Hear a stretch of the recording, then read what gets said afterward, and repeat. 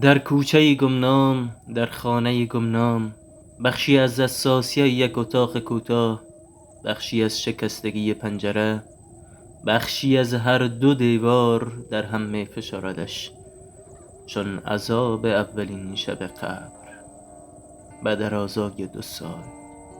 در مزار، در برلین، در بلفور، در تاشکند و قم، رفقای منند تکه های جا مانده از انفجار 26 اوت.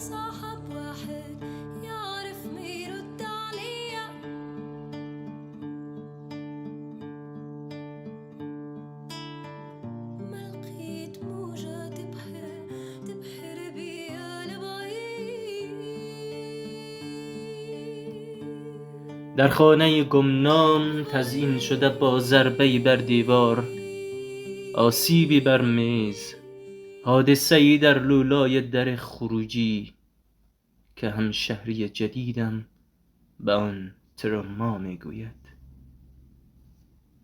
از همشهری جدیدم میگویم که مؤسس انجمن شعر درمانی است. در جمعی از دوستان شاعرش دعوت میشوم به بحث داغ اولین شنبه ماه که اختصاص یافته به ترس از اتفاقی نیفتاده. ترس ها را میشنوم. اولی گربه سیاهی است با موهای همیشه در حال ریزش که آثار پنجه‌هاش بر کاناپه سفیدی که هنوز نرسیده پیداست.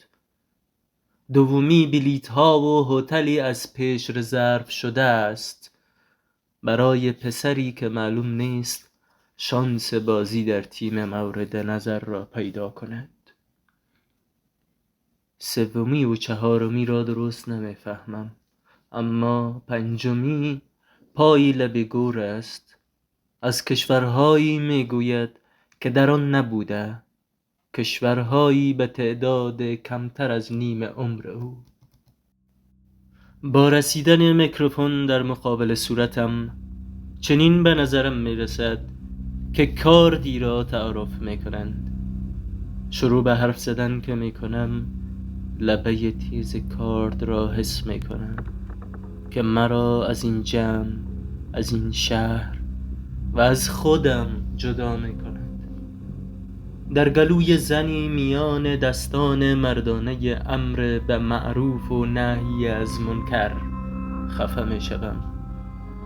امیدی که بوجی سربسته میان آشغال‌های حاشیه شهر را باز میکند زباله‌گردی است که صورت زن تیرباران شده را به خاطر میآورد، شبیه همه زنهای دیگر.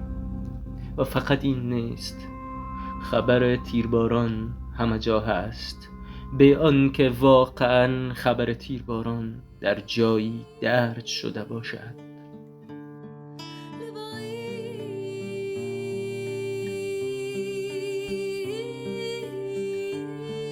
در شکوهمندی نخستین سال به تصرف در آمدگی بر سینه مدال‌هایی از تیرباران در دانشگاه، در زایشگاه، صف آماده سربازان استشهادی، چمدان‌هایی از قتل عام عازم اسلو برای تجدید پیمان با سربازان دموکراسی، قتل عام کنندگان شورش‌های منطقی در رکاب مخوفترین مهرکشی‌ها صنعتی و نظامی، سربازان وظیفه.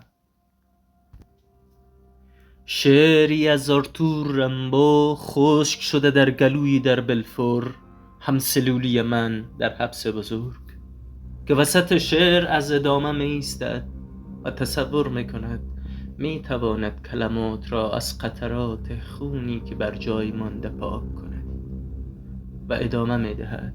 مرد با ایستادن علیه زنده به گور کردن دختران نوزاد زن را از زمین در آورد تا او را به عقد شریعت این پیرمرد چند صد ساله در آورد. و کیست که انکار کند شیارهای شلاق پیرمرد را بر کشتزارهای جدیدش؟ و کیست که انکار کند عفو عمومی طالبان را که حتی مشمول آنها که کشتن هم می شود و هرچند تعداد هر دو برابر نیست، اما توصیف سازنده بودن تجدید پیمان در اسلو امید است که وزیر خارجه طالبان برای برابری قربانیان و بازماندگانشان می‌دهد و این را اخراج شدگان سوری اردوگاه کیرکنس خوب می‌دانند و این را مهاجران اهل افغانستان که پس از 1 ماه اعتصاب غذا در اسلو دستگیر و اخراج شدند خوب می‌دانند. تعدادی از آنها در افغانستان و سوریه زندند هنوز. آنها معنای پشت درهای بسته را بیشتر از امیرخان متقی و نمایندگان اروپا و آمریکا می‌دانند. از اسلو بپرسید. شهرها دروغ نمیگویند.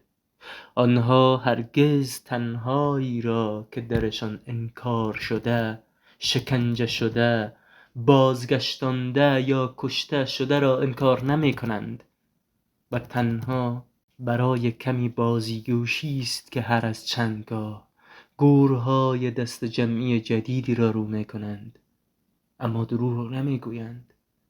رد پای اعتراض مهاجران اهل افغانستان در 600 کیلومتر از حافظه تروندهایم تا اسلو باقی است.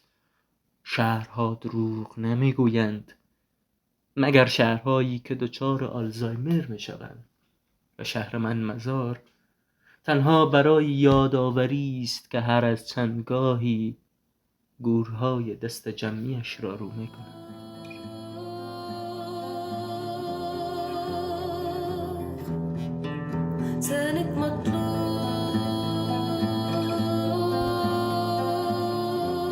به خاطر می آورد صورت زن تیرباران شده را.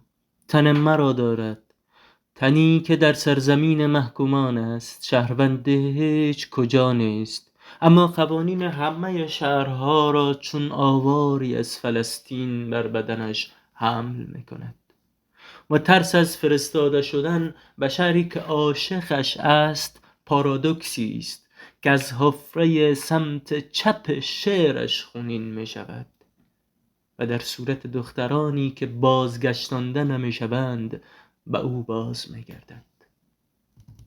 اما درخواست سازمان ملل از سراج الدین حقانی برای بررسی موضوع زنان مفقود شده یک پارادوکس نیست.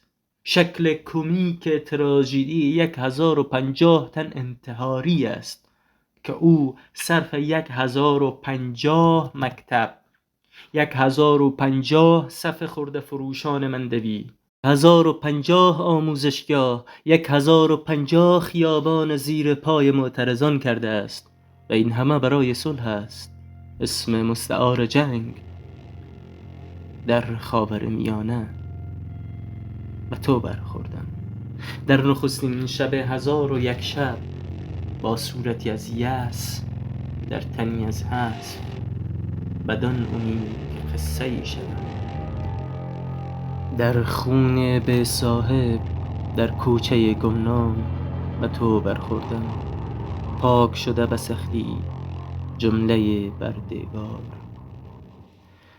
نشانه‌ای برای گلوله، گوشت خام میان انگشتان سیمی و خاردار مرزها، تشخیص شده به عنوان تکه‌ای از قاچاق و تصرف در آمده زیر نام قاچاق انسانی، نام مورد علاقه دولت‌ها برای رسیدگی به بحران نجات یافتگان از مداخلات بشردوستانه.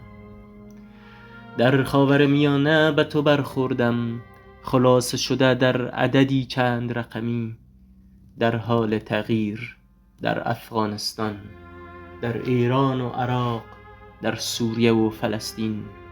اعداد تمام کشورها را دنبال تو گشتم، اعداد سیری ناپذیر که در خانه، آموزشگاه، دانشگاه و زایشگاه و بیمارستان به دنبال ما می آیند یا در یورشی یکباره نامهای من را می گیرند.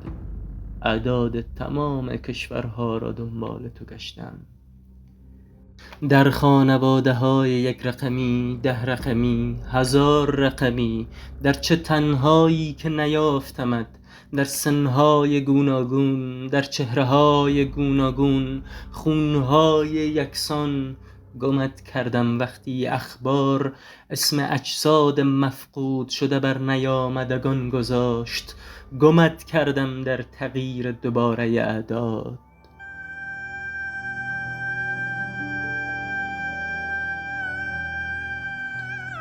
در سال به خاک سپاری بزرگ، مرغ سرکنده نامیرا در چرخهای گاری فرسوده بر زهر فرسوده تر از خویش میراند. ایست، بچه کجایی؟ تمام شهرهایی را که در آن کارگری کرده از خاطرش میگریزد. پرسیدم بچه کجایی؟ و بچه کجایی می کشدش بیرون از پشت لهجه‌ای که از آن او نیست، که بچه هیچ کجا نیست. چنین می شنود پیش از آن که مشت بخوردش. و گزارشگر صدا و سیما تمام میدانهای کارگری را میدانهای رنج می خواند، مگر میدان ستارخان را. زیرا که تعداد ما آنقدر نیست که مایه رنج باشد. نه ما و نه عدد 45,000 رقمی نشسته بر جای ساکنان غزه در تیتر خبرها. و تازه این اجساد مفقود شده را شامل نمی شود و سخنگوی دولت اسرائیل آن را افتخار ارتش برای به حداقل رساندن می خواند. حداقل‌های تمام دولت‌ها را دنبال تو گشتم. كيف أصدق هذا العالم لما بيحكي عن الإنسان؟ شايف أم بتبكي ضناها علشان مات في الغار جعان، ويساوي المقتول بالقتل بشرف ونزاهة وحيادية، وتلك قضية وتلك قضية. سنگینی می کند خاور میانه بر کاناپه سفیدی که در آن فرو رفتم. انتظار جاری بر کار دستانم را رنگین می کند. پرندگان کوچک خیابان را در صدایشان، آبران پیاده را در قدمهاشان، و مرا در میان خاطراتم که همگی متحدانه به جنگ متحی می شوند. گلهای زرد نورس خودرو در حاشیه خیابان دلهره است در حافظم. قطعی از دشت‌های شادیان دلهره است در حافظم. احاطه شده در کیلومترها دور دلهره است در حافظم که پرندگان کوچک خیابان را در صدایشان، آبران پیاده را در قدمهاشان، و مرا در میان خاطراتم که همگی متحدانه به جنگ منتهی می شوند غرق